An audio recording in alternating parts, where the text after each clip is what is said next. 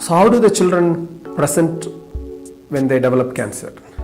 The initial part of the illness, cancer is a silent disease because always the cancer starts in a single cell and the single cell has to increase in number. 1 becomes 2, 2 becomes 4, 4 becomes 8 until it becomes big enough to either affect the normal tissues or affect the body function in some way or the other. You don't develop symptoms. So the symptoms of cancer will depend on where it started and how fast it is growing and how it is affecting the normal function of the body. And most of the symptoms of cancer may not be very different from symptoms of any other illness.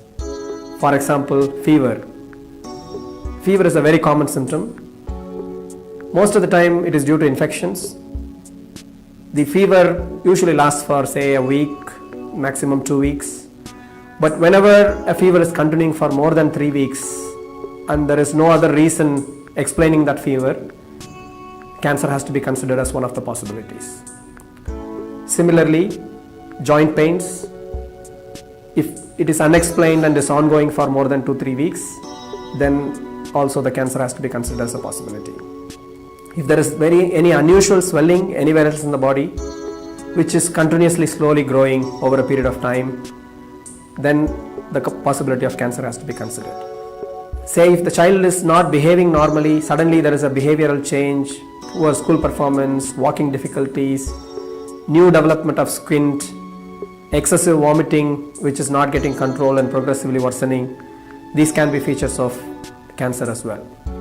So sometimes children not eating well or losing weight or there any swelling inside the abdomen or any part of the body can be a feature of cancer as well.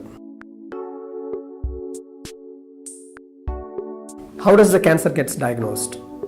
So first step is that the doctor looking after the child has to first suspect cancer as a possibility because that is often the first step. So once somebody thinks that this could be a cancer, then the right investigations will be done.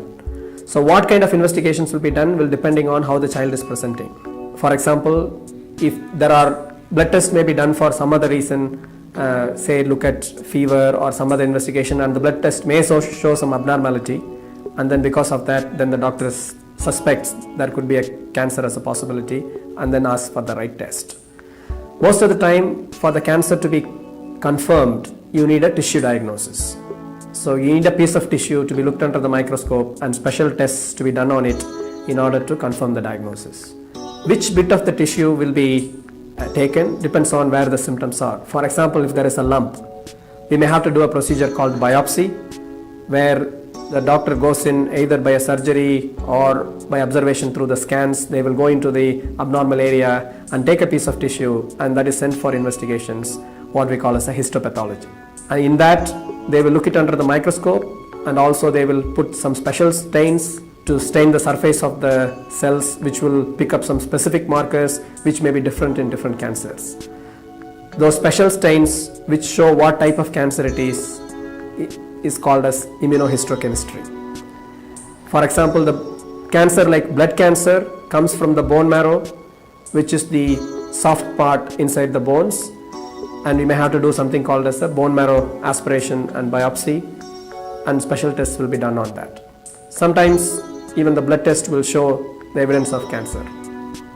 And cancer in the internal organs, for example in the abdomen or brain, there you may have to do special scans first to pick up that there is some mass or tumor present in those areas.